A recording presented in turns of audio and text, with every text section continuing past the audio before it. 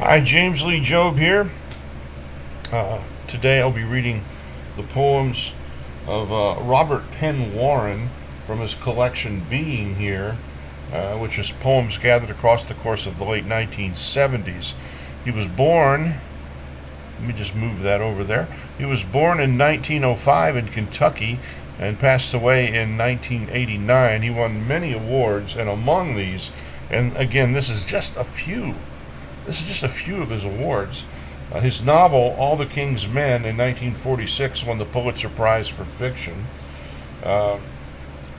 Promises, 1957, won the Pulitzer Prize for poetry, the Edna St. Vincent Millay Prize for the Poetry Society of America, and the National Book Award.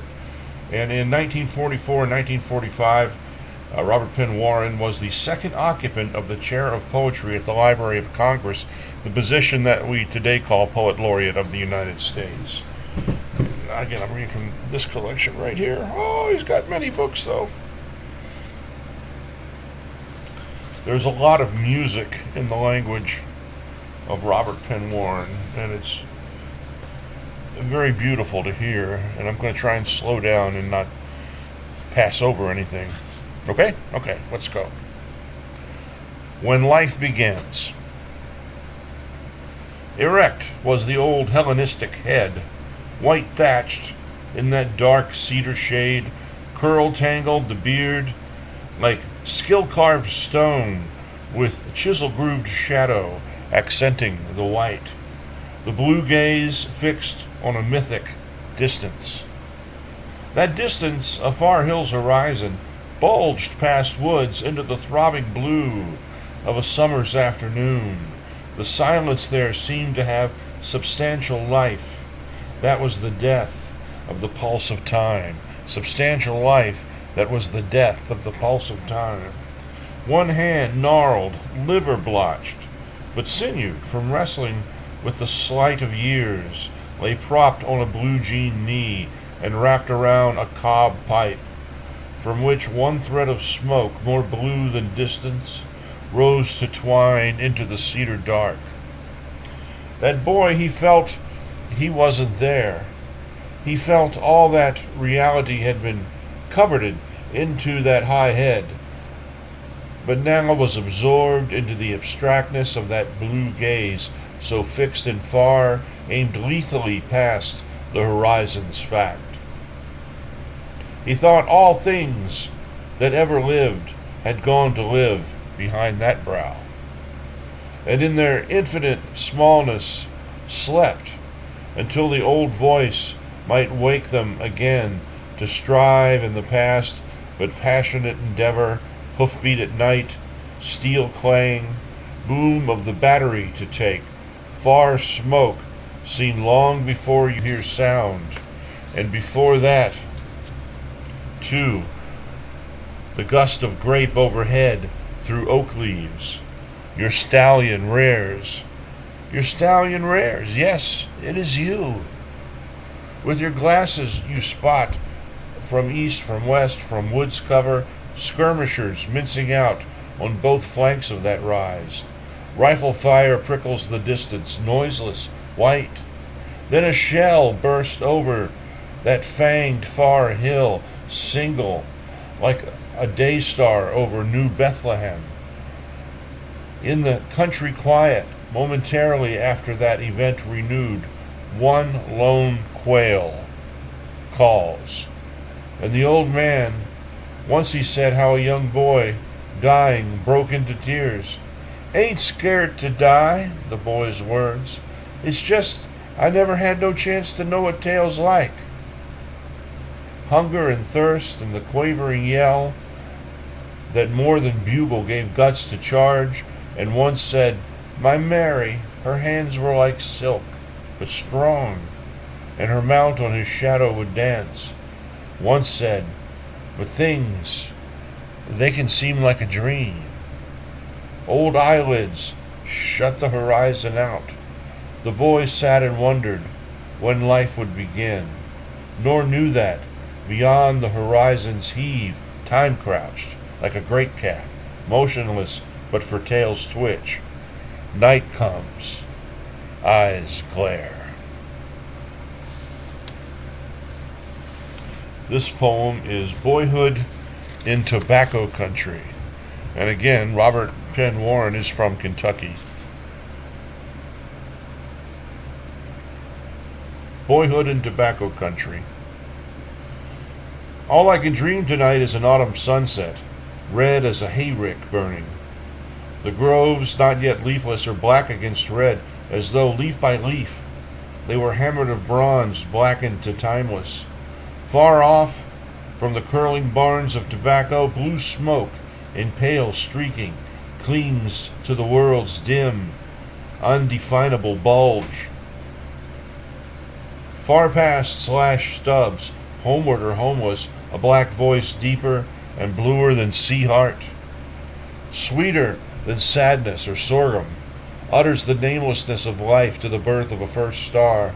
And again I am walking a silent, dusky lane, and try to forget my own name and be part of the world. I move in its timelessness. From the deep and premature midnight of woodland I hear the first whippoorwill's precious grief, and my young heart, as darkling I stand, yearns for a grief to be worthy of that sound. Ah, fool! Meanwhile, arrogant eastward lifts the slow dawn of the harvest moon. As I record this, tonight is the harvest moon. Enormous, smoking, smoldering, it stirs. First visibly, then paling in retardation, it begins the long climb zenithward to preside there whitely on what the year has wrought. What have the years wrought? I walk the house. Oh grief, oh joy! Tonight, the same season's moon holds sky height. The dark roof hides the sky. And these are not brief poems. This is The Moonlight Stream. We're reading the poems of Robert Penn Warren from his collection Being There. Being Here. Not there, here. Write that down. There'll be a pop quiz later. The Moonlight Stream. Why did I wake that night, all the house at rest? I could not hear, but knew what each breath meant in each room. My father's long drag to the depth of his chest. My mother's like silk or the rustle of lilies that leaned by the garden pool when the night breeze was merely a whisper. But loudest of all, that of my old grandfather, who with years now struggled, grumbling, groupy, and slow, but one night had roused to a blood yell, dreaming Fort Pillow or Silo. Tonight the house was mouse still, except for some beam that, whisper or creak, complained of the years it had borne, the weight of reality, and the human dream, as the real became more real and the real more forlorn. Outside I wondered why I had come out, and where I would go, and back looking, now saw the tracks of my bare dark footprints set in moonlight dew like snow, and thought, I go where they go, for they must go where we go. It was as though they did know the way in a dream the moonlight was having of all the world that night. They followed the path that wandered down to a stream where cattle snorted in shadow, their eyes without sight seeing through the dream that I was, while a whippoorwill assented to moonlight its name. While nameless and still, I wondered if ever my heart would beat again, as I wandered the moonlight stream, past pleasure or past pain. Across the sweet clover whiteness, then up the hill to the darkness that hung from old maples, and down to wonder if I, being part of the moonlight stream, could be real. For whatever realness I was, it must sleep. It must lie asleep yonder in the far white house that was part of the moonlight stream too. Then blankness. At daystreak and terror I woke, ran through the tangle of clover, cornbalk, the creek, home to bed. But no breath could I hear, for all seemed still as the dead, not dead.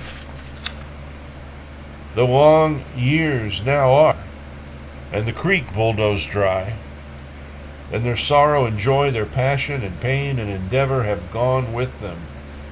And whatever reality they were or are by sunlight or moonlight, whatever, the highway has slicked the spot where the white farmhouse once stood.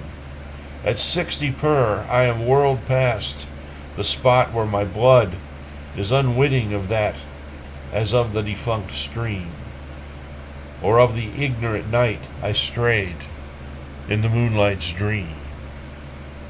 Can moonlight dream? To a poet.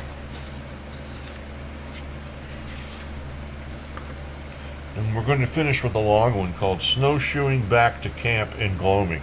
Snowshoeing Back to Camp in Gloaming. Robert Penn Warren. Scraggle and brush broken through, snow shower jarred loose to drape shoulders, dead boughs, snow sly and trap laid, snatching thongs of my snowshoes, I stopped. At the edge of the high mountain mowing I stood, westward stared at the half-mile of white alabaster unblemished to the blackness of spruce forest lifting in a long scree climb to cliff thrust, where snow and level striation of ledges stretched and the sun, unmoving, hung clear yet of the peak-snagged horizon, the sun, by a spectrum belted, pale in its ghost nimb. The shadow of spruces, magenta, bled at me in motionlessness, across unmarred white of the mowing. Time died in my heart. So I stood on that knife-edge frontier of timelessness, knowing that yonder ahead was the life I might live, could I but move into the terror of unmarred whiteness under the benumbed and frozen sun. While behind I knew, in the garret of perfect knowledge, that the past flowed backward, trees bare as though of all deeds unleafed, and dead leaves lost only old words forgotten in snowdrifts. But the crow in the distance called, and I knew he spoke truth, for higher a wash of pale pink suddenly tinted the mowing, and the spruce blackness magenta leaped closer. But at that instant sun nim made contact with the jag heave of mountain. Magenta lapped suddenly gray at my feet, with pink farther up going gray.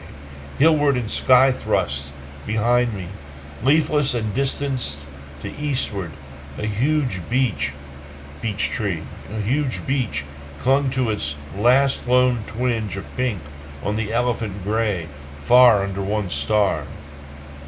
Now the track, gone pale in tree night, downward floated before me to darkness.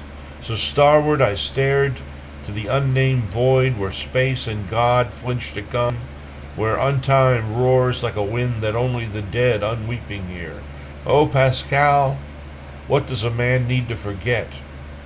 But moved on, however, remembering that somewhere, it seemed, beautiful faces above a hearthstone bent their inward to an outward glow. Remembering, too, that when a door upon dark opens, an eye fur prickled with frost against the dark stand, one gaze will lift and smile with sudden sheen of a source far other than firelight, or even imagined star glint. The poems of Robert Penn Warren being here, from the late 1970s.